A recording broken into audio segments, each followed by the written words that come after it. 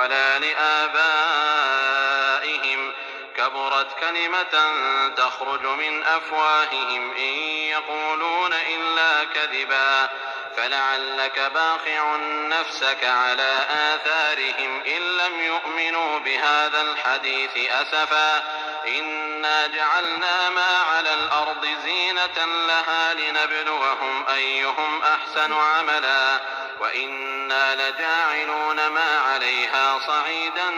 جرزا أم حسبت أن أصحاب الكهف والرقيم كانوا من آياتنا عجبا إذ أوى الفتية إلى الكهف فقالوا ربنا آتنا من لدنك رحمة وهيئ لنا من أمرنا رشدا فضربنا على آذانهم في الكهف سنين عددا ثم بعثناهم لنعلم أي الحزبين أحصى لما لبثوا أمدا نحن نقص عليك نبأهم بالحق إنهم فتية آمنوا بربهم وزدناهم هدى وربطنا على قلوبهم إذ قاموا فقالوا ربنا رب السماوات والأرض لن ندعو من دونه إلها لقد قلنا إذا شططا هؤلاء قومنا اتخذوا من دونه آلهة لولا يأتون عليهم بسلطان بين فمن أظلم ممن افترى على الله كذبا وإذ اعتزلتموهم وما يعبدون إلا الله فأووا إلى الكهف ينشر لكم ربكم من رحمته ويهيئ لكم من أمركم مرفقا وترى الشمس إذا طلعت تزاور عن كهفهم ذات اليمين وإذا غربت تقرضهم ذات الشمال وهم في فجوة منه ذلك من آيات الله من يهد الله فهو المهتد ومن يضلل فلن تجد له وليا مرشدا وتحسبهم أيقاظا وهم رقود ونقلبهم ذات اليمين وذات الشمال وكلبهم باسط ذراعيه بالوصيد لو اطلعت عليهم لوليت منهم فرارا ولملئت منهم رعبا وكذلك بعثناهم ليتساءلوا بينهم قال قائل منهم كم لبثتم قالوا لبثنا يوما أو بعض يوم قالوا ربكم أعلم بما لبثتم فبعثوا أحدكم بورقكم هذه إلى المدينة فليأتكم برزق منه وليتلطف ولا يشعرن بكم أحدا إنهم إن يظهروا عليكم يرجموكم أو يعيدوكم في ملتهم ولن تفلحوا إذا أبدا وكذلك أعثرنا عليهم ليعلموا أن وعد الله حق وأن الساعة لا ريب فيها إذ يتنازعون بينهم أمرهم فقالوا ابنوا عليهم بنيانا ربهم أعلم بهم قال الذين غلبوا على أمرهم لنتخذن عليهم مسجدا سيقولون ثلاثة رابعهم كلبهم ويقولون خمسة سادسهم كلبهم رجما بالغيب ويقولون سبعة وثامنهم كلبهم قل ربي أعلم بعدتهم ما يعلمهم إلا قليل فلا تمار فيهم إلا مراء ظاهرا ولا تستفت فيهم منه وقل عسى أن يهديني ربي لأقرب من هذا رشدا ولبثوا في كهفهم 300 Ich wusste immer. الحمد لله رب العالمين المبدئ والمعيد يؤتي من شكره والمزيد وأشهد أن لا إله إلا الله وحده لا شريك له الفعال لما يريد وأشهد أن محمدا عبده ورسوله المبعوث رحمة للعبيد وعلى آله وأصحابه الذين قضوا بالحق وبه كانوا يعدلون وبعد بآلة لنا آية وقولا بسلكي على صلى الله عليه وسلم أتي أنا لبنتم كل ممبي أنا لسايب الذين قضوا بالحق وبه كانوا يعدلون من تاتك كيتي تونياك موتونياك نتاتك كيتي وكونوا من سبت كتابون سنور رب اشرح لي صدري ويسر لي امري واحلل عقدة من لساني يفقهوا قولي. بافرمول بي وعليكم السلام ورحمه الله وبركاته. السلام عليكم ورحمه الله وبركاته. ام بعد ما فنان جميع سافرو ke mbur do mala beten ko kabe betentle yo wofuru bal ni wonye bal min fanan bi je lafte bela nin nada Cheikh Suleiman ziara je nin fenke ne Ibnu Bas bita batul ngata demo la inshallah yalla wala nyomi dia nyomi be mu nyelete jiyo nye o be mu nemolti bare mbadumol min be cere ma fola jarankol biri dindi ne kan na do mo start yetu na do mo la tron katu na do mo la tron you know nga wala foy hani tata na nyomi jane ko wol min traje sutuma nol kumbal dapata bal you know abebo ta jaral na do mo katu na do mo yete bare ela dol beje wol sontana di yalla mantra wala de minul sontana di yalla nto wala de min joko fo se jere wol se kemo wol se sharif wol se ibrahima wol mun dinken dol le bari no wonnol katu naddo mo la rek inshallah so mbadi ma min kabe fil jazirat betendi bina jele ngata mboso bal ni nye bal ni wofuru bal ni womburu bal ngate do mo yino bare ne Ibnu Bas le bita bade mo la inshallah mbe mol fanan be konto na inshallah bare kiyankol fanan ka jele katu bari bungol mal ngafo ila al-fatila bari bungol wol mum bita wolle mo kakale ma ali bulaje wonyam ha yemew men kedro ali bulaje wonyam to mum bita wolle mo kakale ma de mbita wolle mun signol le fanam signo ya bije sa mbita yanat yo alse tuje yamwe okay yo nim poto inshallah nabi programme minti ngamra kunu ngasiale moliaje wole keta karamoma emfama kanunte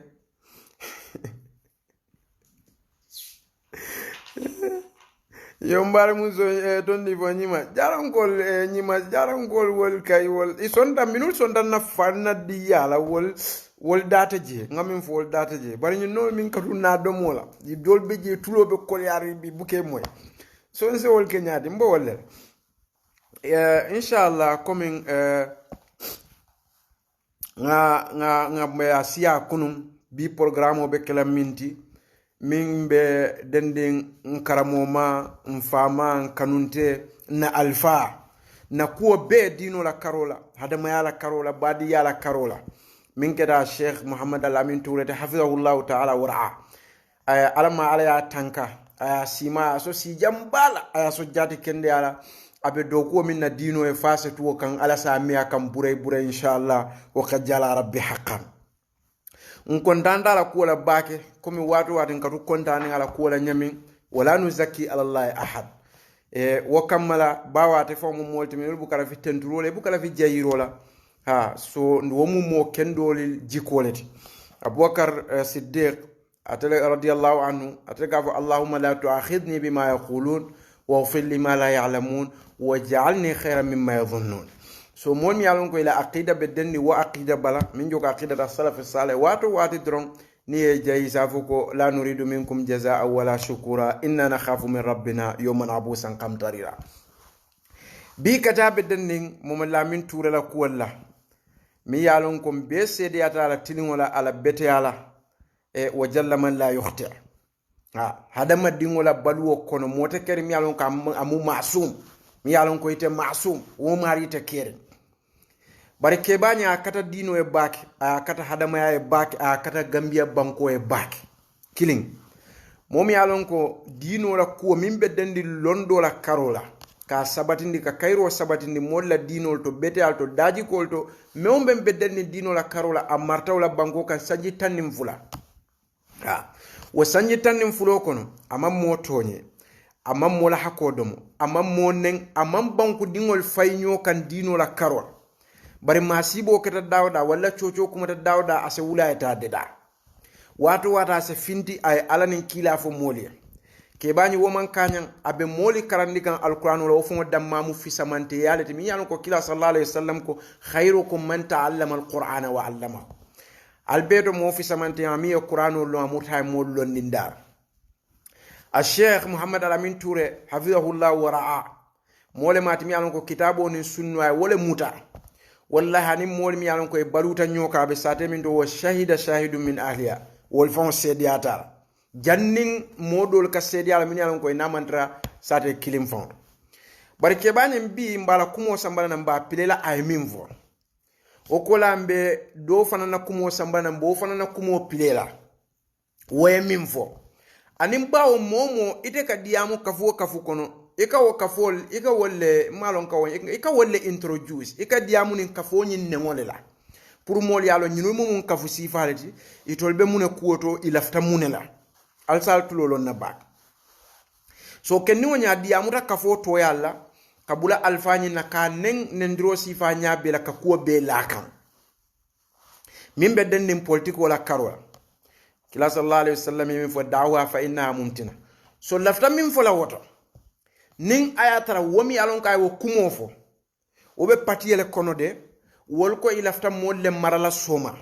nduy kata minul mara wol mun 95% muslim wolle alal tulolo na bak misil ma dino alama mo force ala wol fo kila sallallahu alaihi wasallam aka la ikraha fi din qad tabayyana ar-rushd min al-ghayy faman sha'a falyumin wa man sha'a falyakfur alal tulolo ni da dunda je wo misil ma kan shartol nin dawabitol le biyani sharion le beje ikabula wole noma ghasban annak isonte manson tumo minne ko mo muslimo ndolbe banko min kan ko 95% muslimo wole be o banko kan alal tulol na ba mi yalon ka bulatan na alfala ka nen alal tulol na de akadiamu kafole toyala annu ako kafo mo atele tati andu atemu baramarati wo kafo kono woka foko ila fata mila misil mol le nyaato soma ila fataka bankole mara ka mol dida ka daji ko dida ka mol ke kilin barate minfo misil makendo bese isa long aseke mo be nyala ko woka ka fo min misala alla tondi fon atabe ka fo min aka wolle introduce wo manke wolye taman ser kendo mo kendo te bulala woka fo kono momi alon ka lafta la dino le may ko beti ate bulala o kafo kono momi yalon ka lafta banko e kairo la ate bulala o kafo kono nan ayatra waka o kumo min fa ka o kafo nya ka wala introduce alal tulo na kumo la ba ngaje ko wakafu kilingo mole findira je kiling ye message o ki ka se ko li banem video la mi alon ko se ke sondi fon ba ke mole beje se Umar Danso beje Umar Fabaji de beje se kebo ogo chambeje mo findita o kafo kono ay wo se ko li banen ako wol mu kafiro leti katu mune woli hamadi alle kafiri andi killing abe o kafo le kono mo findita o kafo kono akadiamu kafo nyin toyale la tumomi na misil moli doya ay sammanan ay hamadi alle sammanan kafiro pour ya duwa misil moli nenema minje bira wo ke ya samba fe atondi fon fatun network journaliste ya nyininga ite iko mol mi an ko ye kuma nan pour ye duwa misil mol woli mu kafiro let wol min joko amadiyal ndol misil mol la aqida ako mol min ko fo sub islamic council ani mol min be no minul ka kumo fo ako law mu nonsense kumo leti mol kata wol dam ko katu nonsense kumo buka jabi ay alan nen ay kila nen ay lonnal nen ay misil ma nen wala kadiyam wo kafo toyar wala atondi tal fengede fo nyaadi tal lemba fo ahmad tal lemba sinya fula kuma fula nyaw wo kafo to molle findira je mi yalon koy ko sub islamic council wala banko tinya ye problème ke banko kan president min bota je ay kuriya ay atondi ko ay kuriya min ke banko kan sub islamic council molle wo fasa kadu wol ko be dino fasa kan wo kafo wala nyaton ko min ka lafta banko marla wala wo kumo fo saba min fongo tamu kafo nyindi wala kumo nyimfo TRRC imma min ko sub islamic council ani misil mol nonsense le mudi biri ko amadiyal mu kafiro wala kadiyamu kafo toyala fula imma mi lonnale be bani ngaye kafiriyan wobe la kafo le kono groupe oto saba imma wokola mol mi yalon ko e findita kafo nyin ko ne ko ye audio de da kaje ko ye rawdatul makhazi wal makhazi ye tarawol noma wolle betol noma ni wol nata sub islamic council mol mbejje be bondi la jele woli be o kafole kono nani imma mom yalon ko ay kayto safa tele rawdatul makhazi ka fen ko dila kaje ko wol fane hako soto banko kanne atele wo ko beke wo fana muyla wala mu kafo nyaton koti lulu ngela kumol le foto so imma nyimi findata nam bi ka gunjurun kol kumandi tola gunjuru beke kumandi tola wo man kanyande momelami tura wuluta wasate le kono wasate moli woni bunyani horomoni wara'oni taqwa yani wala lon ala nyasila moli mata ka moli karandi dinola gambia mo kendo be sediato lafta misalo min fulali arabol kafo ko jawo hani ma tandala ko bolotal wata sonna ko bolotal ha kana tabab mubarratul sambanan wo man som hani mune samana baflan no bari momi alon ka yelong alatel hani ma fo ko imam bolo yalon ko bolotal hani me fon ko indiwal so ñunulle fatam fansol wakafu kini ko ngani min be fo nyim momi findina nanje abulata muhammad lamin touré la momi alon ka be momi lamin touré noma sunna moli banko kan asiata mo wuli muang banko kan sunna mol bira dindin fa keba fa alifa fo sub islamic council la karola fa bota sate mindo moye na finde mi alon ka be america akadiamu kafo to yala ndo akatele tamu kafo te kala audio nyunta fo nyamin fo akala dimbal kumandi kata kafo nyim min tamu kafo nyim fora dimbal kata o kondon ikata siwoya wakalo mi marta mon la gambia dino bela banko kan sanji tandim fula wakawo muta wakawo nenga kabula komo bela min tamu kafo inda man findina kala ni ku ayi tandi kaje ko nyimmi ye nyim fota man tandela kafo kono wala yumathiluni ha ay min befo na kafo la fenteje amantra na kafo kono aya fon la miro le foteng anala daji kantan yana la kulubaliya killing ba aliyalo ne mi atinna wote sheko kamfala Sheikh Mohamed Amin Touré wallahi Mohamed Amin Touré a jututa mola mi yalon ko adi muso ay wala kono ma borta tata si America lal tulolo na aka mol nen audio momi yalon ko akoto ma di muso ay wala kono ma ako amu misil mod aborta tata si America abulata Sheikh Mohamed Amin Touré la hana e numwo min faya daji e min fay wala fisiata teti fokata tulumuta woro be Sheikh Mohamed Amin Touré wote wol mari la kumo fon murunda ka wala ka jabi anin flanyo Sheikh o fon malo nyim fon mu jumale to wala la wasno mu munati fil mujtama yalon jong wala mu kumo wala mu kumo minta mu pati nyenti killing ning abe kaira kuoto wala lafta kairo la wala mo kendo le mate wala lafta banko e kairo la kama ya dai lianna da idha batil la asla lahu ha akamin be fo mu idha batil wa mardudun alay ning ayata kamin fo adala wala ba sonno mo kono andate mu alfalda bunya lafta kairo la banko kan nyi finto min ke kabula Mohamed Lamin Touré la ka nen anyanda fintla la busy da nyanya kafu ko nyimi alon ka nyin diamo keteng amantra na kafoto ndala kumonyi layu masiluni ala kumonyi ay minfo amantra to lakafo amantra diamu kan na kafo toyala ha malum fal kam moy wala nyanta kala kumoti anyanta minfola wala nyanta kala kumota anyanta minfola bari kamune fo atuyuru ala ashkali ataqa kunol mi alon ko ikalo yiri bulukili wolle katinyola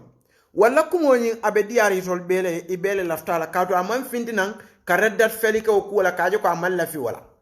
malum fala kan nak moy baka so wakamala mbe min fola jang Sheikh Mohamed Amin Touré hafizahullah wa ra'a ay min kata banko ka nabe min kata kam banko kam bi ay min kata banko ka nabe min kata kam banko kam bi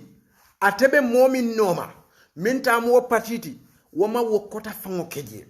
ha min tamu patinyint Mohamed Amin Touré minke dino e ay minke hadama yae ay minke society ya be minke kan society ya ala ko kila ko kam moli bondi mina zulumati ila nur akanyanta fa kila sallallahu alaihi wasallam kam Mohamed Amin Touré wala palaso kaje ko wolle annabiyo moli keta al ulama warasatul anbiya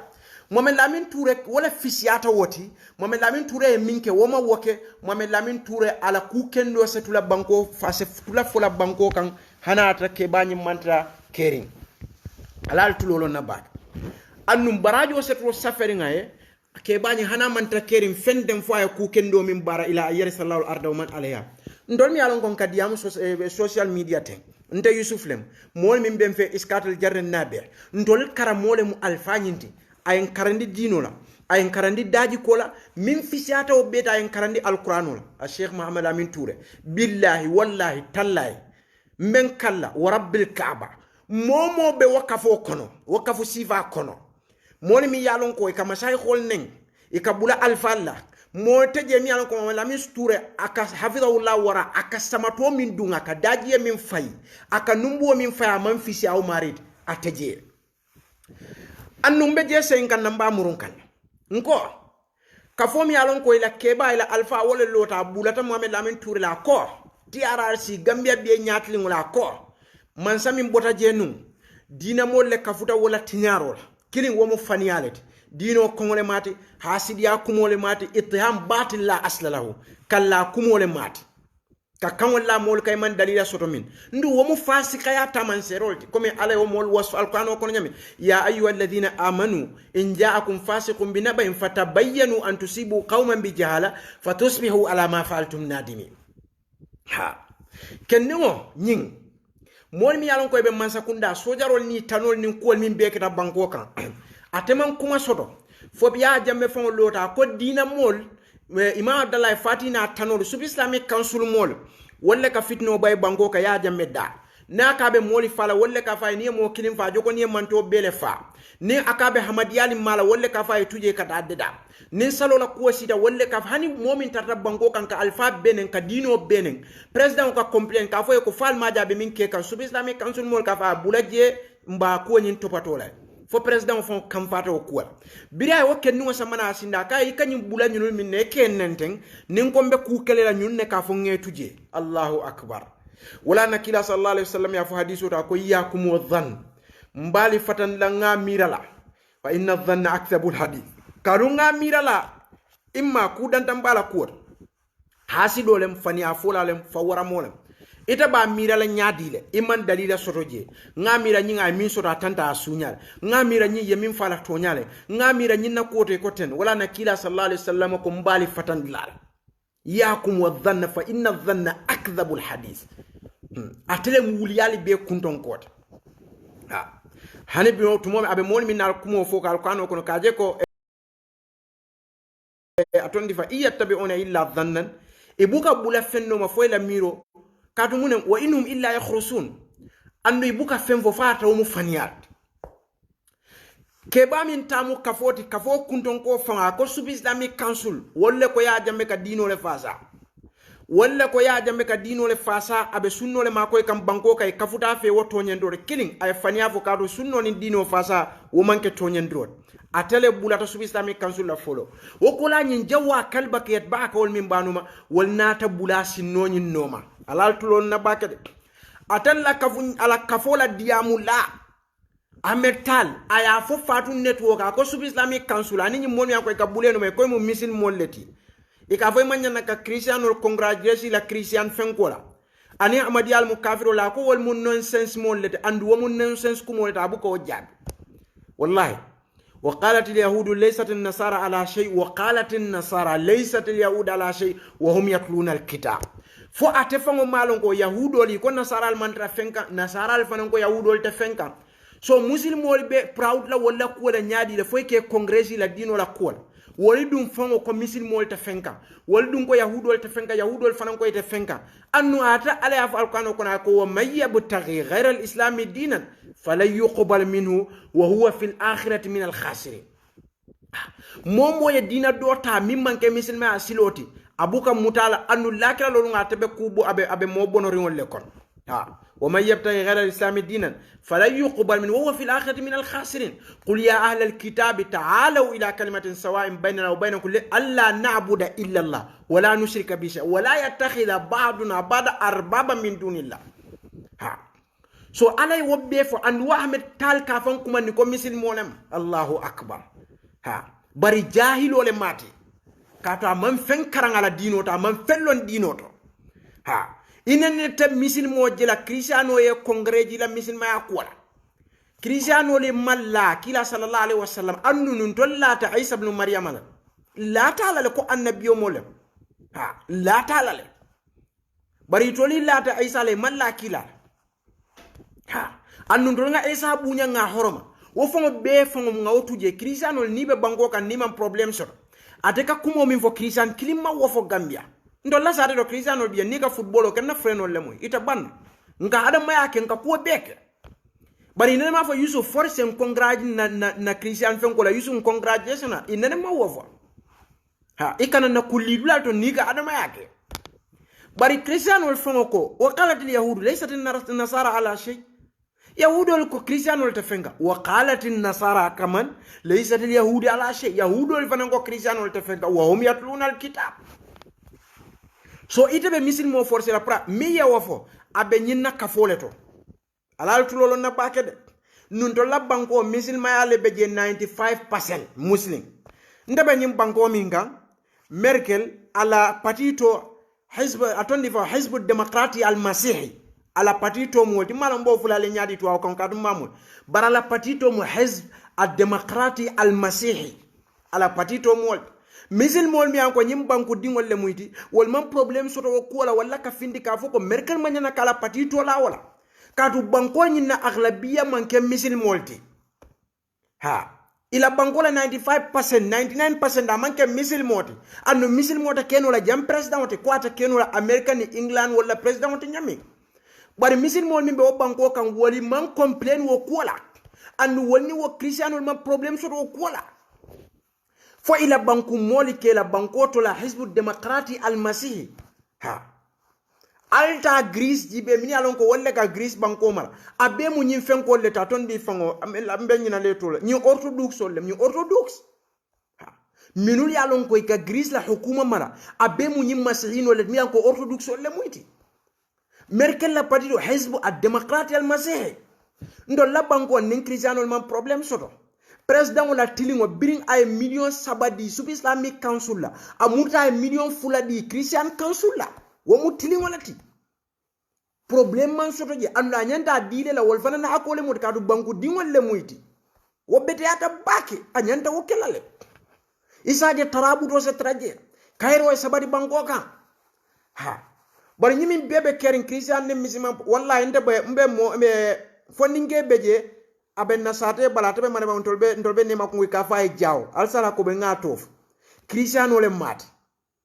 nkoto ma akafnyuma ba ndefon kafnyuma ba mo kende ba hada maya ku keta ya beje dron na diatan ka hada maya ko be kay bunyani respect ko soto wonne nin tol man problem soto nyin dina kula hani biya bala Cristiano ya ndol benna misin mal annum be bota Gambia abadi mo be minan koy benna satel do ni ka footballo ke mali ko otuma ka plan nala yanka singa kacha ha so mune fongo yi sambana misin manafikol alal tulo na yin kumola baket wallahi Cristiano manta si fatu network aya foko misin mo sub Islamic council nonsense mo le mo dinne maji ha misin mo manta si jaay black Cristiano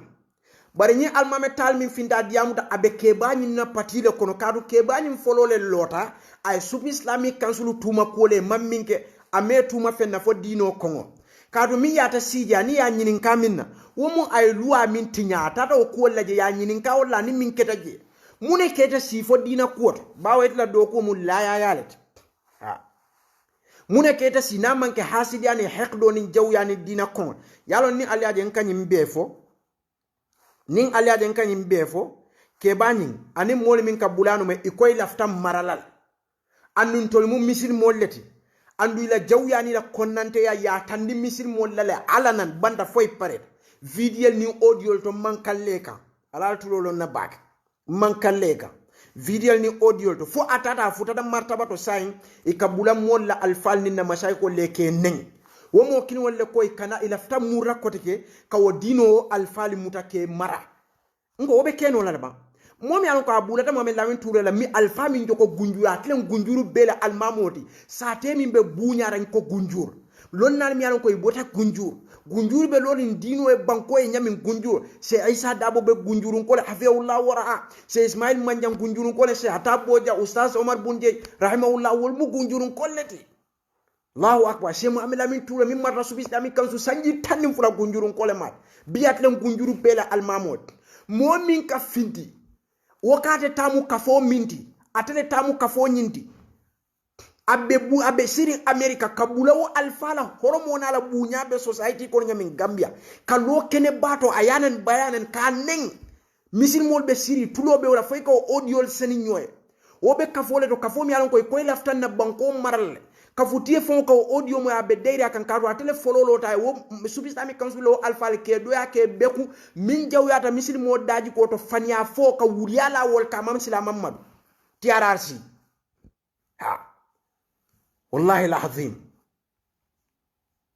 wolle koy laftantol marala gunjurun kol altol nyanta muneke law kuoto momi lota alma gunjuru bela almamo min jogo Sheikh Muhammad Al-Amin Touré ke bay bunya sota horomo soto mo kallan kerim ba hafiya wallahi wara wallahi mol min na baluta nyoka yala ikhlaso yala bunya lo Muhammad Al-Amin Touré ning adiyamuta wallahi te fango kalo ne wala nu zaki ala allah ahad e kalo ne nyimmu ala la mo kendole abuka diamala ni diala moye na findi mo kanse wa borta be siri America mimmo ma sibo beti adimo ay wala konoma dimo zanabia aya dimo le jene aya konoma akoto dimo aborta tata si America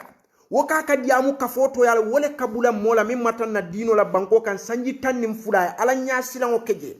ya samana subi sami kansul banko betema ya konti bo imaje ko ay transunin talale domo fa fangola na fudu aka wole bonde aka talata nyimbula transta ka do kulali jo mo buka te jo afongo ka do kulali jo ala kodola pour ka dino ka lanno taman moye na wuli biyan ko be America dolo minnale mati jenelale mata dima wole jena ya konoma akoto dima borta tata si America wakana amuruka wonnen wakadi amuka fole toyala ka kafole introduce fo akko atele tamu kafo nyinti nem momo na dunda nyola adaji ko mumin wallahi haninda Yusuf nana da diamu na kola safo ngamwele e ka manke halala dingoti e ka ba mana fama ka nyine ke manke halala dingoti kadu hanata ka be momin fangon noma abe keba min noma momin ka o borni wala drive fo min ka o drive ko fo mu jene dingoti wo fo manke halala dingoti ani momo dunta nyola banko kam mo kendol ke tuma ko jene lalle muyti manke alala dingol ate siti wol ayatra ka moli mankutu minna woli senata wolale wallahi alazim ko yakila la muso tuma nyame Aisha kaka jenole ka Aisha senata wala bari minul ya tuma wala shial wolle fon ka jenoke bawa be shial la adoto ni muso fudu keba shia ibn Ashariol mi fudu wa fon sidi ila ikamin fo ila fenko ila ni almamu wala foloka muso nyin kafunyoya woko le na muso nyin dira ikamin fo ramatni bidaya won sallat ataka moli wasumina ni aja adaka tu wajene kumo kan adaka tu lafula moli e manke halala dingolti wo matele daji goti kata koto dingwa wole jene wo wuluta bota tata si America wo mu kujaw balati de jeno la jawya benyamin imurta wo be man kanyang foy wulu dingwa yewo jene yebo reta si America ma si bole mot ala nata wo kura wo hala kole saltindaka ning abuka diamu mola kola faya foko manke halala dingoti Allahu akbar hada ibtila aka kumo min be fo adala lakira lo nga bina momo ba tabon la jay momo tuma min nafa buru ken sengoy lo hana te fon ka be alfa min no mani obe kukiling wala drive ko fo manke halala dingoti bilan wodun dañor momi alon kay wo kumo li fo wallahi wo koke mbadi gunjurun kol Muhammad Al-Amin Touré wole mu alla almamoti bank gunjur sate be nyami ustaz buna bota gunjur la imawullah si Hata Boja bota gunjur le Allahu akbar si Ismail Manjang gunjurun kol mati rahimahullah han sa Aisha Dabo hafizahullah ta'ala Allahu baqahu mimbe marali Yusuf Islamic Council la bi gunjurun kol mati min mata Gambia bela dina kola Sheikh Muhammad Al-Amin Touré salafu sanji tanim fula afamo kala na fulo bondi ka moli jo ka bori kata dawda pour Gambia la dino etama mo manna ka bula wala banko kam fomi ya lonko mala qima ha mbadi ngunjurun kol aliye mune jewoto altol nyanta mu mawqif sifale tala woto nin aya tranun nka min fon dato aben sonno mole kono akuol bala fa warta bakel de ke bam yalon ko atela moli la do ko manke fendi foka moli banen ke bam yalon ko alota TRRC ako fitno min keda banko kan subi islamic council wo president min bota je wo fon la video to wala kumo fanyande de kaje ko wolle ka fa kakala mol fa kakala kete ha Allahu akbar ke bam yalon ko famola diamoto qabla usbu'ain wala lokum fula lokum saba ako ate misilma ya dino nin christian ya dino ay be kannile wala hani christian on nyininga ama misilma ya nin christian ya dino kan nay wokela dino do kafiriyata ha fenge atondi fam abdallah rushd anin fenge be fi hiwaro la muhammad be fenge ahmad musa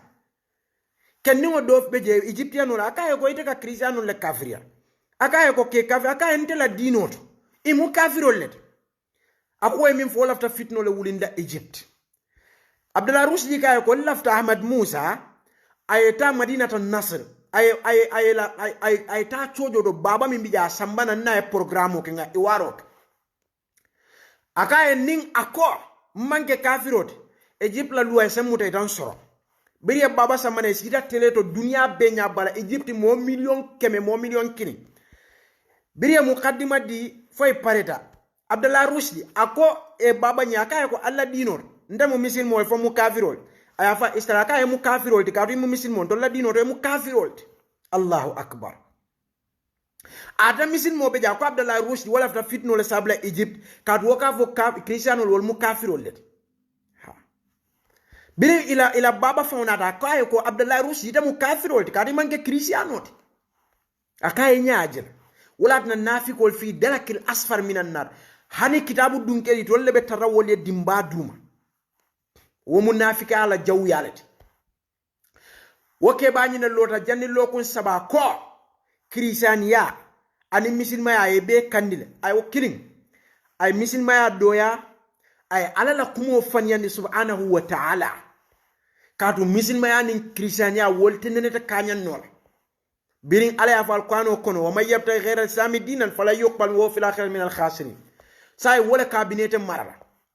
Cristiano la bankol to Europe birin Europe jannem ban fo Yugoslavia banko fo Soviet Union bankol to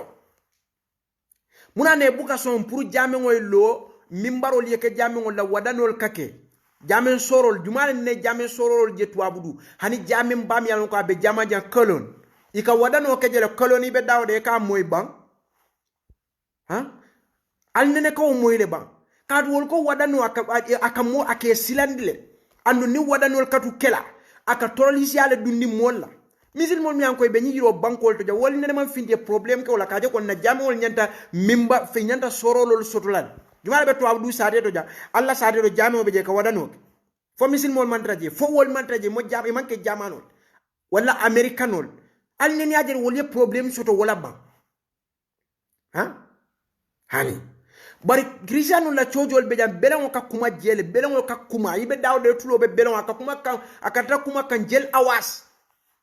ila misil mol man fana man findi problem soto ko la kaje ko belon nyi manya na kuma la misil ma da nafi ko lin ka diamu wolle ka tanile ko mimbe keri dunya kono ha wobe wala banku di misil mol ini be balu nyi banko kay man problem soto ha ini wol man problem soto ko nyin ha bari ndolla bangoro Cristiano la chojol do ikataje chojo ila falo la dawde ka loje sa tel to dulalto ha bari mim bala fa warta kaduni aliaje nkawo fo wakata ndiko Cristiano ini la demokratia ni la elmania nyawnya biri Europe jannem bam for Russia Soviet Union bankolto muna ne ima foka nyanta misilma dino ning Cristiania nyanta ikungo nyanta tembela janne kak tubabu duja ikungo nyanta tembela le tak wadano nyanta kala mimbarol fananto le jame to molke moy ha comme atea fala diamo kono nyamin kaje ko wol kantale atea wol be mu kilingol ti atela pati toya Allahu akbar al majnun yahki wal aql yasma alal tulolon ñunu la dino ya muta samak laban tamri hindi ha mbadi ngunjurun kol mbina audio nyim pile la ken ngoye ne ngomin ke mame lamin tura mbe sheikh wala audio pile la tulo ba moyla ha kala mawqifo tan ni man sala karola ani ngatela lodla man sala karo ani dino ya marmin non sunna mol be tulo wotole ala nin kila min fo kitabo ni sunno ni alqur'ano ni hadiso nde yusuf ya karangalo mame lamin tura momi an ko itata karangola jami'a islamiyya saudiya madinatul munawwara woni makale fisiata dula bet ay istri le keje han sa to be saferinje wayna na way millon kitabo ni sunno to man sala karola woke ba way wo betu ya mambula mondo ma follaya wala to aw karandino kenso mi an ko an official message wa ta read non ha wala momi an ko atlabbal wa beke to aw karangol tapalyani fanya foni nafika ya momi lawin tuwe o karang min beke biri saudi ala nyasi lango be way wo betu ya mambula mondo ma follaya la miro do anala plano ala tabban ko ni daji ko ni dino ni economic tinyala nyami wala to aw karandin kenso mi yalon ko ajida fo hani aggregate 20 fo ngana manji way wo min be karandino la karola way wo tuje way wo batamin be kal ko la kula way wo tuje o man bula mono ma foto aw karandino mi yalon ko amman fellon dino to ke fe dugul khara allahumma inni a'udhu bika min al-khubuth wal khaba'is amma wo fongole be setanul bayla jongongor nyami pour que sumna atela kunna fa de nyino damma kamala ftakela minister wala president wala embassy akase ko muta pour ko ke remote control ka wo use ka wo kala nafata atela futal damin ka futawo se ko ta wakela wo ko leta bite mira la nyamin ani ye karandi mina ka to karan illa marra ib arabi fo ale min tanka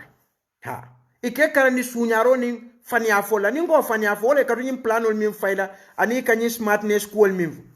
ita man smart ita you are very stupid ita you are not smart ni ka wulia fo mol kalo ika murawa ka ke mol kalo ita stupid tal bar min gad no kede bulaje ala nyasna katina ha so se ko tawo siye bekela dino karamoti ka dino fo mole kitabo ni sunno ngo diwani shafi'i imamu shafi'i kamin fo inna lillahi ibadan futana taraku dunya wa khafu fitana نظروا فيها فلما علموا أنها ليست للحي وطنا جعلوها لجة واتخذوا صالح الأعمال فيها سفنا ولا محمد لمن توريت يا شيخ محمد لمن توريت بالله والله غني قصيدة من فتن أبالا زودو بنداتو ولا محمد لمن توريت داجي كونا لا بلو لا زودو لا ورا لا تقوى ها أكو إن لله عبادا فتنا ها أبي على يجون من يالونكو ye fitino ni ko ya beje dunia kono biri ye wol beje ani min beka ke dunia kono ni epila wol ni fitinol ha biri ye wo beji be ya belo yala mwasibo beje inna lillahi ibadan futana akomune taraku dunia ye dunia de wo khafu fitana e silata fitinol ye zudo son nadaru fi ko biri ya jibe falamma alimu biri yalo anna laysa lil hayy watana amanke balula ya sabati dinkirat jalu alujja ya ke tambi dulat semberan ka sembe fon la don pour yata jalu alujja wa takhadhu salil amal fi asfla ye barakendo ke siloti pour ina eta ka futa alaya Allahu akbar mame lamin toure nganyine longato wala nasu ya sukulala ka fo sujinta biha wa anta laha muhibbun yeta soronje hanwe ba kanure فكيف تحب لما فيها سجندا ابف دولا كانون ولا نيادي لا يسورون دامي fo bayto la bandula do aka foko e ton ni fon satatamu minka ma fiha ta'imta ye fe wo fen do ma kanga fana bo do mole kono ha wallahi alazim mame lamin turewol sukulala ka wolle fo satufqadu in jahilta wa anta baqin wa tujadu in alimta walaw fukhidta wallahi kebani hana mantra caring ase munta ko nabe caring wal alimuna wa immatu fa ahyau hanate mantra caring lonna likamde be balurin ha momelamin toure ning amantra caring moli yala kumo fo dawoda yala kawando la moy dawoda sala ala nyasira wol nala kawando al nyimbula nyinke saw moyje bari layata ni alla moy isa moy ay molle dundi nyola na fulole kasarata ko lebe dunni nyoto ay fanyale fo modi aka baluni fanyal ay banko le kete ngala ftakelaten wonnum manke kayrat ha so shatana bainahuma wo mo fulol la misalo mu fenkiti woni fen jarolet ngo momo be wo pati kono alal tulolon la ila do ko manke fenti fo ayata itela kebabe minne be fanan ka bula wala non kadu ko kamin fo mi alon ka wuluda timmin kuro kan ni wota lemna kumun kuro kono kata nyinin ka muna na kumuta ha momi ka wuluda timmi wasan ni wota lemna kumun kuro ko ka fo muna na kumuta yo tonye so nyi momi an ko kanyim fanya ni nyinne ndiro la morka ali nyinin ka ya bonni min tole ha ali nyinin ka ya bonni min tole womu dalila ko yolti mo kendo be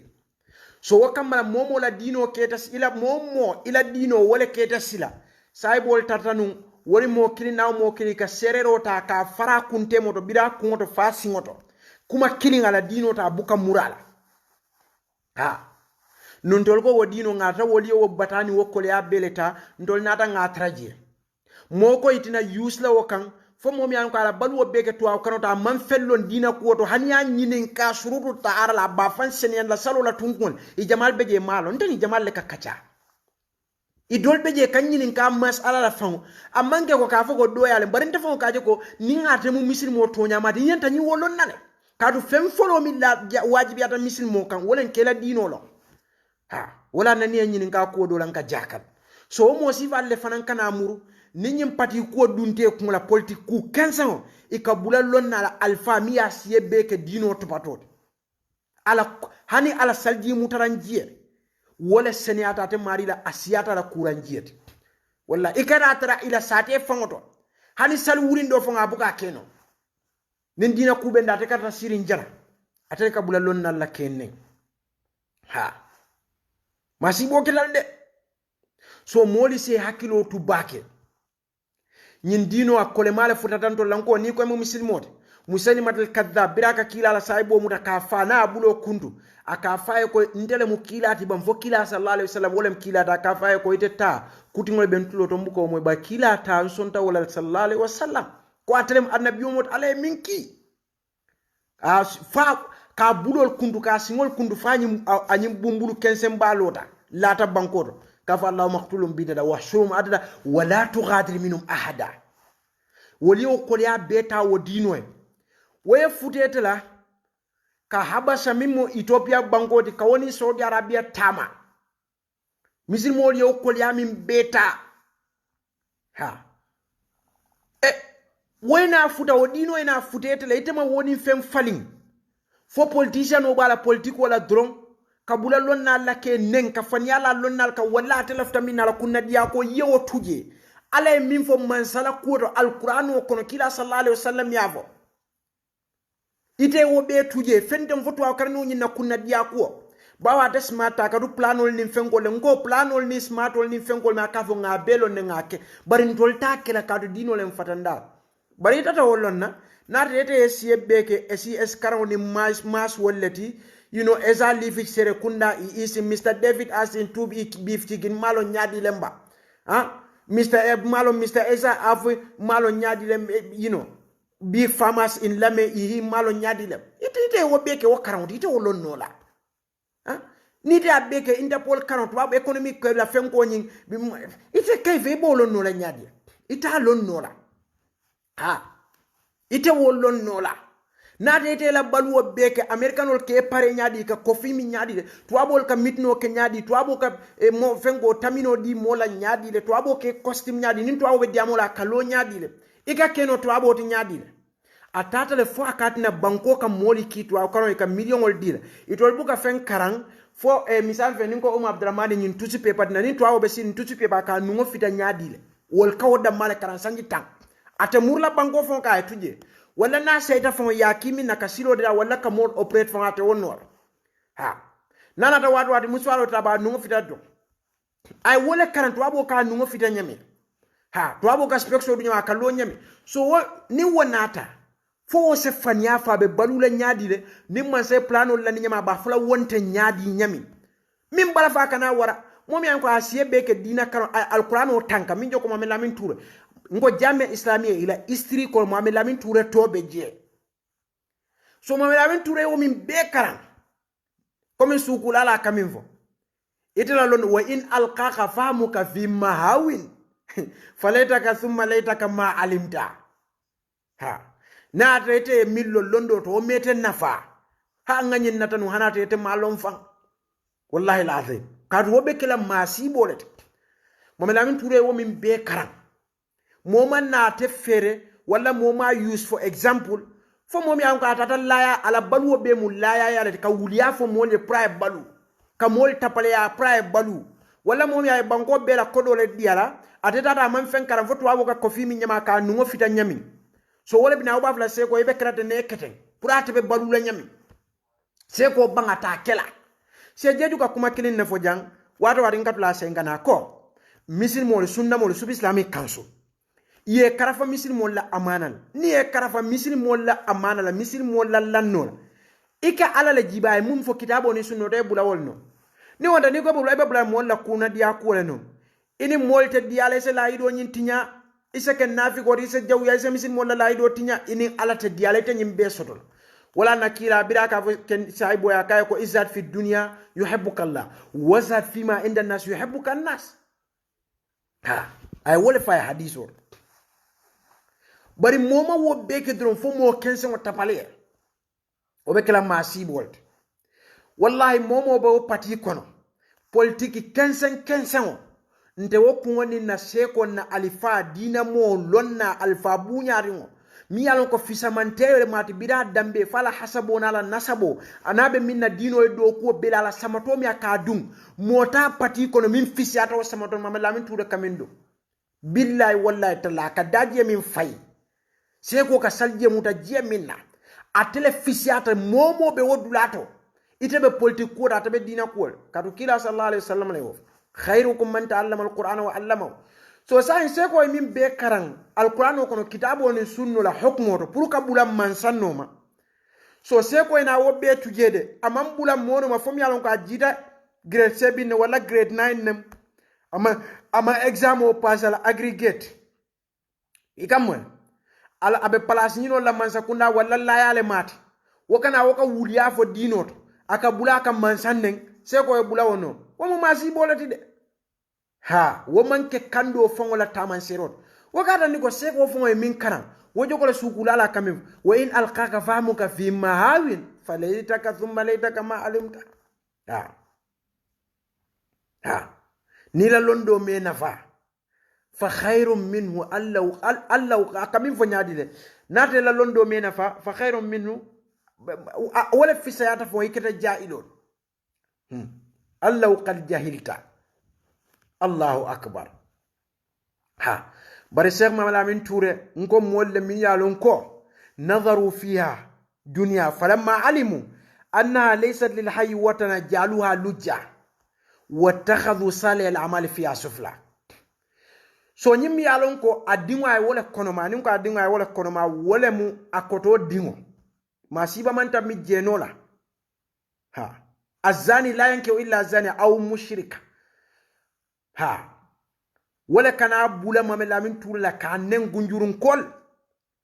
wakam bula akadiamu alfa min toyala nala pati toya wala koy lafta kaltol gunjurun kol marana la dino soma sadem yalon ko se ata bota wolto mashallah rahimahullah Ustaz Omar Bunjay bota wolto rahimahullah se Ismail Manjam bota rahimahullah se Isa Dabo abe wasatel to min marra subis dami council ali amira momi yalon ko wala marta o pati ni na tele tamu pati fond wakalo ka fo dina mollemu fitino sababoti president min bota jang abol kono subis dami council wala kayto di atondi fond min joko rawdatul makhazi wal makhazi ha pour fitno e ke waka fu fulol tema alfami yoke alfami ango bara ut fo fana ka kumandi ka kuwa be anaka kuwa be du nyotema wala kana lo altol gunjurun ko la ka fali ko lafta alien tambinda la dino nyaat wa hada laysat bushat khair wa man ke taman ser kendo e misilmaya moya badia hadamadiya e bunyani daji ko ni respect ko ha kadu momi an ko katla ka fo introduce wala ka bula gunjula alfa le ke nen mi mu khadimul banat min ka do ko ke musole nyama to nyin kata man kende ya ku witiri woni ni aje ka min dako momi alon ko tubanyo ya nyimi yalo ne tubanyo nyimi ka ja ka witi nyami bamba mas khadimul banat alota janna gunjuru alfa benen woman kanyande ni no fanan nata lo gunjula alfa min joko dina alfa ka bulala dunya be tema gunjurun kol be o moyri ha alfa min tamu patiti wala lota subi islamic council abulata lon nal bela abulata council o bela so algo wala kada wala fata tamila banko nyato pour ka dino ma adam man sabeje misil maya min fo kitabo min fo alay yamaro min fo bete yala karola nga wo beje o mansata kana ta adama dingo mantim amantimma kada beje ni ta beje ta mu mansata iko lafta ko wol bete anna dol beje wol bela frinka tinye fe kilinta be kenora bari dino en tol ya mar minna kabula mansano ma ngaja be o be bete andi kanne ma fo ko politique agenda la ya la kumo ni to akara ni wala fere kumo no ala min fo mansambe bulala no ma killing mba kanula fula mbe duwala e sabanta tashira wala mo kendo le misil mo le sunno ni kitabu ala en tol ya mar wol imma ni mari lafta kala nafi kolte walete mu mujabjab walete walete ta dina kuto ila fatala da min tawoto ite atandi misil moli belale ko ala nin kila min fo mansala karolante bammanta kala abanda ite fan koinle ha bare ala nin kila min fo kitabo ni sunno wa Allah wa rasul wa ulil amri minkum ntol bewo kelale kila sallallahu alaihi wasallam ya hadiso min hadith sariyah bin abi arbat ay min fo ha mo batoni fon ni mara la al marhanata kitab jongolete habashan kolem ali bulanu maliye sabar kila ma amanda mansanyi na marola fako hani ata mansanyi fomu jongolete hanata abashan kole fon ali bulanu ma birin kila be mansala kumo foka mole bulanu ayamaro dipu mole mansaya mar mole bulan mansala yamaro no hanata ayel lipale ayela nafulo le ta ay munekela bulanu ako say bole ali sabar fali entra hawl Imam Ahmed bin Mansay ko be kala bila findana kuma folo keta minti moli akoy alinga duwa e kadal bete abe banko la bete ale balanim jongol la bete ha alta shara Imam an-Nawawi jibe shara e metoni Muslim Imam an-Nawawi la shara o jiba mune fo mansala ko fi sahih Muslim ha Imam al-Ta'i Ibn Hazm Imam Ahmed ñin mi yalon ko nke fotam ha bare khawarijul mi alon ko ñi ikhwanul muflisin to la asrote bota khawarijul mi ba wol man so Uthman ibn Affan fa radiyallahu anhu wol man so wala hukmu fa mo mi akoy balanta Uthman ibn Affan fa wala wol be sonna for example Adama Barrow wol sifa la ñadil wala Mohammed bin Salman wala wotanon sisi wol mo mi akoy balanta Uthman ibn Affan fa Uthman ibn Affan mi ko malaikol fa kam malalal womar wala mon yalon ko ingo iman so Uthman ibn Affan fon e balanta e ko fon man tilin ali amra wol ba sonna Adama Barrow ali amra wol be sonna e atoni president dolla Uthman ibn Affan mi ko malaika wol fon kam malala donnore mi yalon ka be balwo ko ne kay be dun arjana khawarijol findita ka ya fay ka man tilin Uthman ibn Affan Allahu akbar wala nakenni wabira ko Ali ibn Abi Talib ko radiyallahu anhu Abubakar ne Umar jamanu fit alto be atondi fon analto la jamanu man killing Abubakar ne Umar jamanu fitna man ta keri nyim fenkol te keri bal muna alto la jamanu nyim fitnol ni nyim fenkol sar Ali ibn Abi Talib kay ko abu ikamin fo Abubakar ne Umar la jamanu yendol sifa le mara barindira jamanu to nyeta sifa le mara momi awka ta takila fay fem fo nyaton ko la ko aya trela bon ko ni rasuo kono ibari wol ni bari nol ni bari musol ni dingol fon la ko ima wol fon be jarano ima wo be tilindino daji ko ni dino ni horomo la ko ima wo be betanino ima wo be betanino ndu lakre be nyinin kala wolle la ko folo le tan nyinin kala Adama Barrow la ko la kullukum ra'in wa kullukum mas'ulun an ri'ayati e be nyinin kala wulu fon la ko folo imanda flede Adama Barrow bra be stiaw sa kan nyine kede ala bida o konti bo abe Adama Barrow konti bo la ay minke manse ala na la family la ko ibe da konti bo la dingo la ni la wuru fengo ye minul mara anin ko min dundeni moltem ite busy la ka o beti andi bang ite busy la ye o beti andi bang barhani foyte tu mol tashira foyte tu mol tashira dro ñine mansala ya maroti moli tarte kabula mansala ya maro wala be kitabo ni sunnot wala nakila ko yes sabari foya tarahud wala nakila ko ninya don ko al mara manda woto ako na al mara bar hanata keta jongole ta bota habasle ali bulanu ma ali ala ya maro moy ha ako kadu munam fa innahu may ya'ish minkum ba'di fasayara ikhtilafan kathiran albeb ni min balutan kola albeb fitna jamal la jala ako fa alaykum bi sunnati wa sunnati khulafa ar-rashidin al-mahdiyyin min ba'di addu alayha bin nawajid yakum wa muhdathatil umur fa inna kulla muhdathatin bid'ah wa kulla bid'atin dalal wa kulla dalalatin fi an-nar alal tulolo nabaki ako kadu nin albalutan kola albeb fitna jamal balle jala ay mol yamal pour ye bulam mansanoma bara manda woto de mansanyin keta mewmenti bari fata ta dembe nda ko hanata keta jongolti bara manda woto ko hanata keta habashin kolet albulano ha Anas ibn Malik ko ni lafta mola nafika ya taman sero jela naka si majlisol da katum mansala kuma jawol fula katula tashir ako alali bulo chodala nafiko le mati atebuka si bla refa mansanga ibeje ha mislim mol mo kendol tate kam mansa amar kullore ko mansa hana e muneke ku jaw mbuga bulano ma ku jawola bara ana e muneke moli nyala ita fola je fonto ita sala mimbaro ka ya ibita yale ya mar kullo fanan kono mo kata kalamuta wala mu kuwati ala e moli ya mar minna kila e moli ya mar minna be kitabo ni sunno ni alqur'ano ba ngani min foten motalo na mi asiye beke tuabu karawol ta lonnola abalon no la nyaadi fo wahayo ka jiaka comme bini ndala fa diam layla esi wolni la mas wolni la fen ko la fen to karan ko nta lon no la min beji ha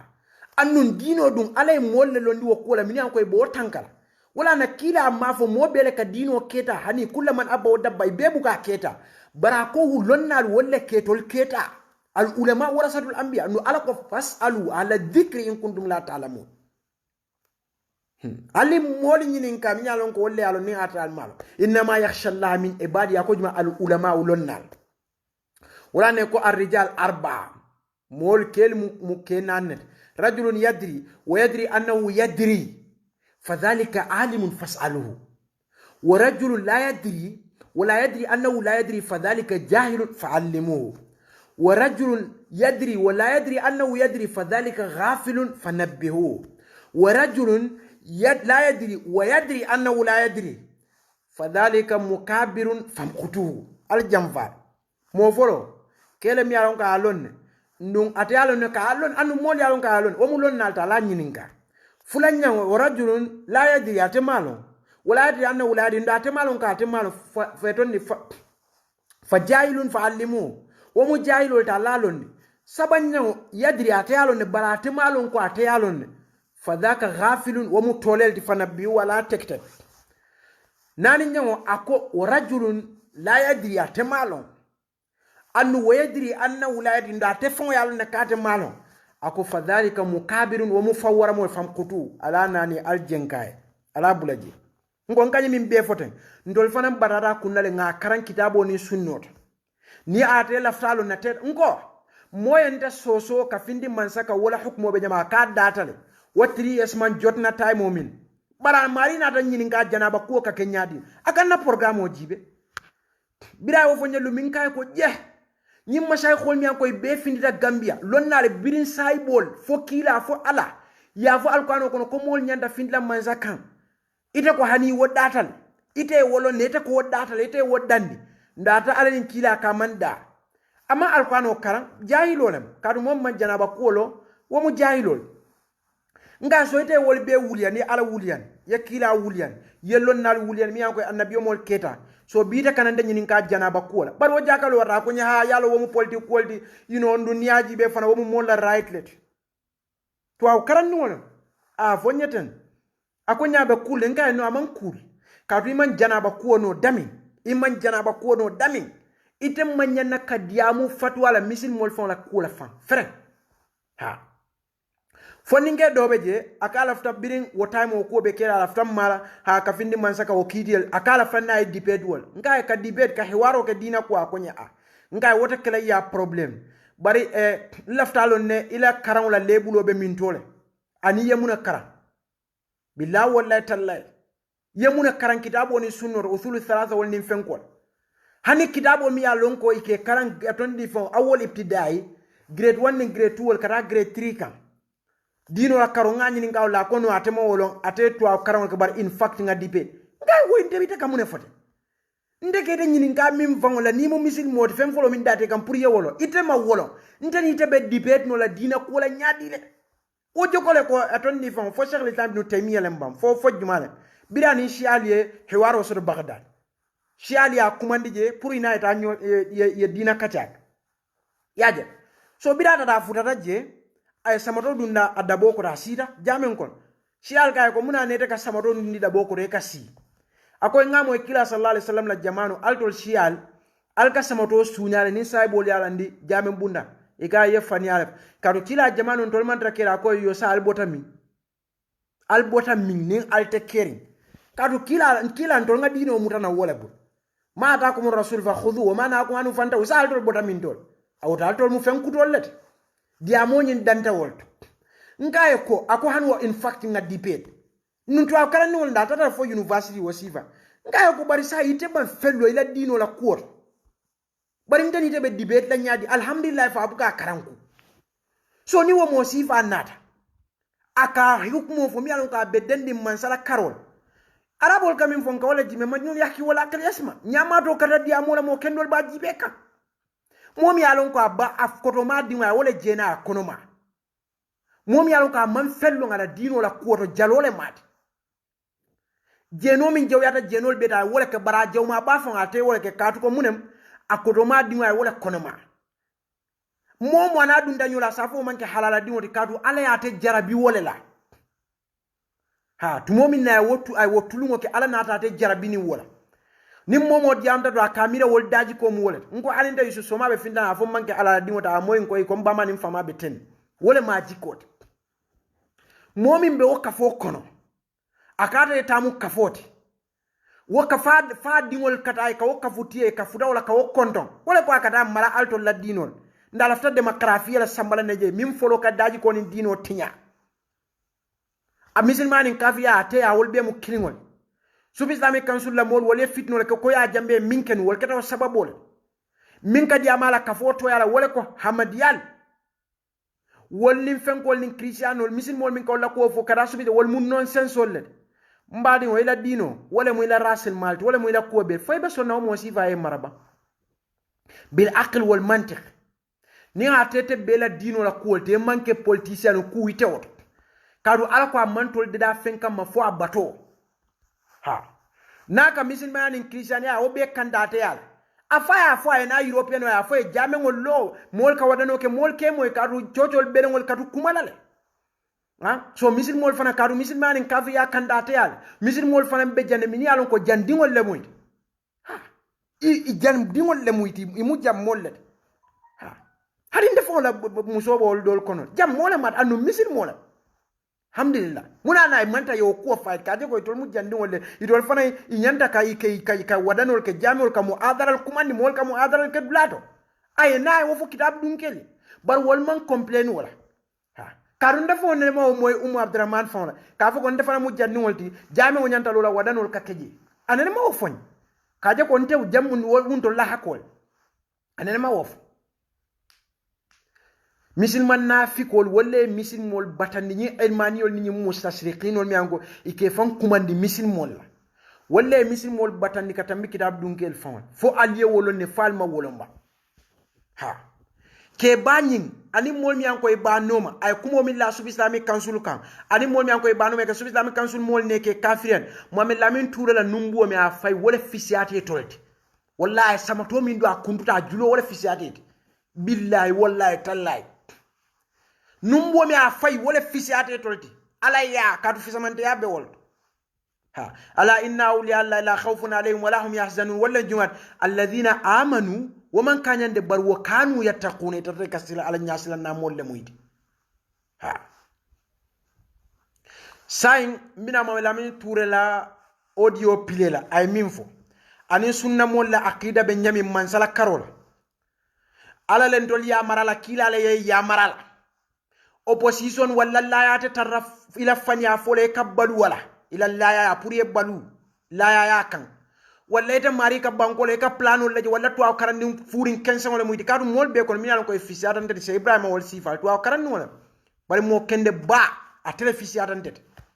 ha aka min kata dino ente buka keno anun to karandi wala bari 96% o wol be ila hafatil hawiya bango fo be intoro min ko ne tollem ni layal ni nyim fenkol nga jeten na plano nga jeten na fenkol amajede comme plano mi alandi pour ka sunyaro ke wote work no na fo a nyim plan do fay so isaja se work wala mu plano bet ase plano ni fenkol fo ha ikana ngo Raul Castro Fidel Castro la broda Cuba akoni lafta politician wala wuliya jela itol sambana ye mo kinol ye belondi tabul kino ka ye momo nyinin kala plano ninyi ye min fo na bota je nyino fanan ka plan kino lef ha Ismaila Fenge Dr. Ismaila na raka plano mi aning Khalifa Saleh plano mi for paradise biri esam bay fal na da ko wol be mu wol mu illiterate leti atale karante be la te fane plan dole ja afane wo kini wala fo ha ni mama kanne fana na da fane bo kuran ma beti jel buka tanya mol sa zara musolla borol man fenge net economic man ta ku kan banku dingol man fengo soto economic nyanda betara plano ja ibe ranna nafsul maqula nafsul ukdhuba hente tekdhib ala man تكذب على نفسك اكذبوا في قاعده كمين فو هتلر منكم منستر كمين فو اكذبوا ثم اكذبوا حتى يصدقكم الناس الفنيا فمولي التونيان التاجيبه ما يفعل اسماعيل فنجي متون فون دكتور سيسي انين خليفه صلى يمين فو بارادايس اني اسام باي فال يمين فو جي التالي لا فيديو نكينولا علي بلا كومو لامو هذه يطير الجلب برج من النفوخ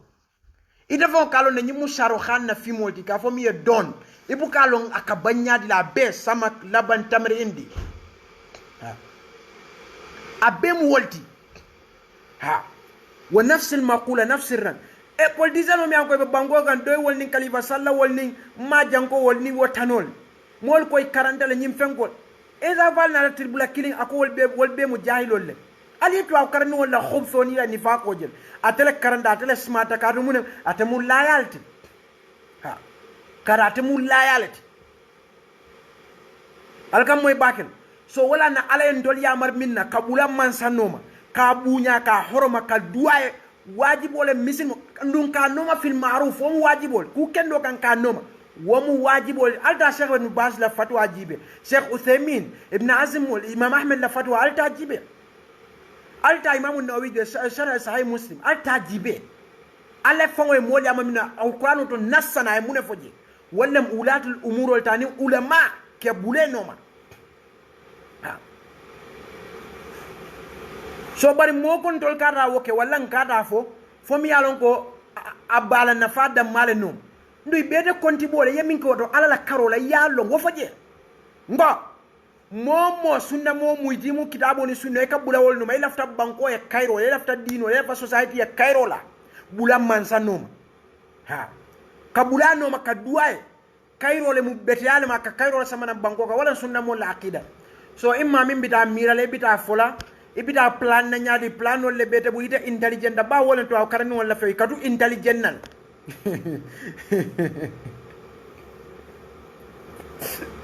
ika intelligent no le wulia fo ya isa intelligent no le isa smart no isa smart no le barbil kadhib wal murawaghat wal khida' ika okay no le ha fo mbay fal man tawol nyim pati min kala ko fa nyaatu ko manke layalet foy ma foko banko bela lanno ana fulo wala bata kunna foy ma wofo ba ite ma wofo bono nyokon so moli se hakilo tu bake sunna molla aqida mum minti ni aliya ustaz min jaka daji koti ka foko atebe ka fu dole fasa kam faka moli kumandi wala imam malik min foje anas ibn malik min fo sorry nafiko le mati sakona kam man sa tashhir abe safara fonto ko munafiq ha amanke sunna moti amanta sunna mol represent kan blato afango kungo ay dino ni kitabo sunno to ya ala ya mar minna abe minto wala munti pati ku abolto ha ye fondinke do la natalol kinyana min yalon ko ye fan kumandi koy mu ustaso le ba samak labal tamr hindi wolle muyti ikoy ka pati le fasa kaman samu arada o be dino to min dol dina jumale te bula kaman samu arab she mamela min touré wala commande ko indi audio to she ko bala mawqifol to ndolbe man sanu ma tron nimmin natam banu man de keno la nyin to aw karan ni wolti hani min bay bi so ma se finda foko e plan do fon beje ndol ko teninte ne plan do fon beje ha itle balwo be ka ikatu yele ma na mutalawin munafiq ni beje plan hani man se amur nan palaso ni asa matere muri nga bafra in fact plano nyinu nada fenkele so biri nga ko nyi jibe nga instific malo kamim fo nyaade nga bahas male ko fetwa nada je ko to nyale ma beti atale so ni dada video do ka fo no plano nyin titano ka no da economic le fenge anda manke democratic anu molla human right fo ni ajibe wonde wotuma teje ni asa ma in fact human right le fo mu so biri ndol fo sida nga ko nyi nga jibe nga ko wallahi kadhabun wa nasabin wa munafiqin wallahi alazim la khaira fihim so alimba dunga seko la audio play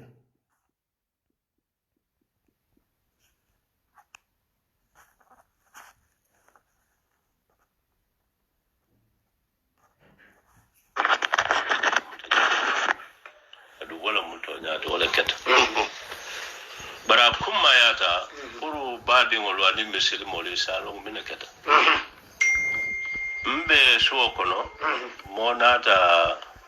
tandina ko Hussein Dabo be bankuta mo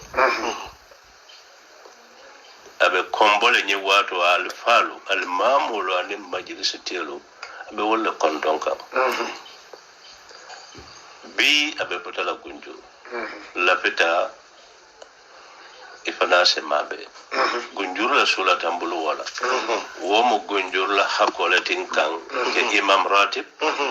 sula tanna dami ngata wo koto manka yinte ko dia ko ya yenkil wodula men to fana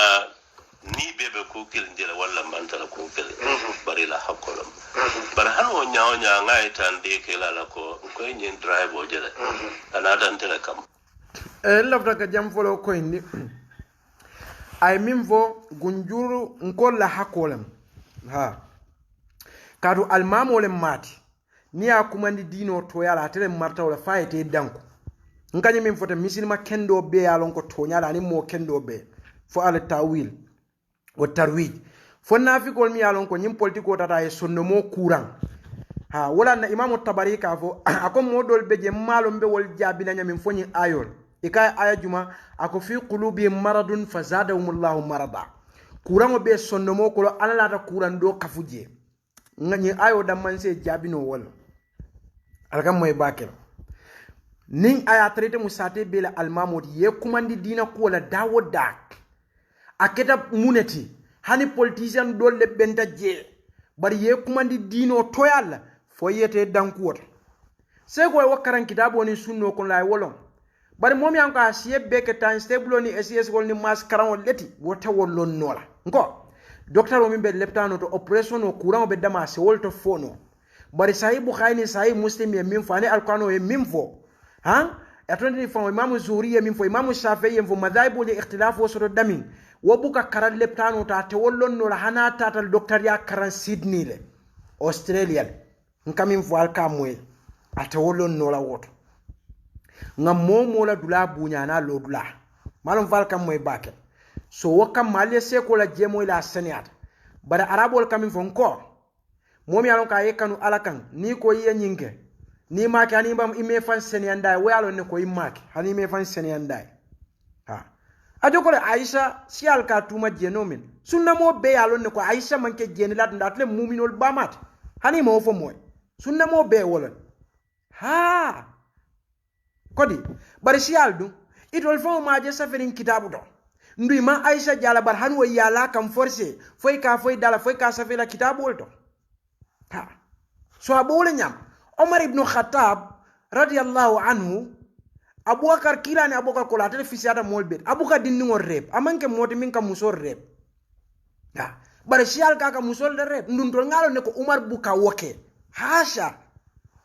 bari sial sayyidul qummi wala kitabo ko nalta jibe al Ja'fari wal muqtada sarwal ni khayz al khasali wa sial 12 alti da kitabo ko no jibe Bakr al Bakri wala kitabo ko abeje ko Umar kam musol de rep